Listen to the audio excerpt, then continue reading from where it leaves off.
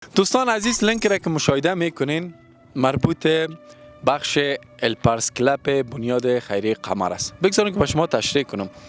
عزیزایی که ماهانه $10 در این روند سهم میگیرن و از این طریق دونیت میکنن، ما معمولا خانوادهایی که نیاز به کمک و دستگیری میباشه باشان تجارت های کوچک جور میکنیم و در ضمنش این پول انشالله جمع آوری میشه و صرف خدمات بنیادی انشالله در کشور عزیز ما مثل ساخت شفاخانه ها، یتیم خانه و همچنین عفر چای آب و پروژه اعمار پل که در واقع پل هایی که خراب شده و تخریب شده و نیاز به ترمیم داره و همچنان واتر سپلای بخش های متعدد دیگه انشالله ما این پول که شما دونیت میکنین مصرف میکنیم. شاید $10 به شما به اندازه یک گلاس قهوه باشه یا جوس باشه یا برگر که نوش جان میکنین، ولی این $10 سبب میشه که با ساخت شفاخانه زندگی یک فرد در این منطقه دوردست افغانستان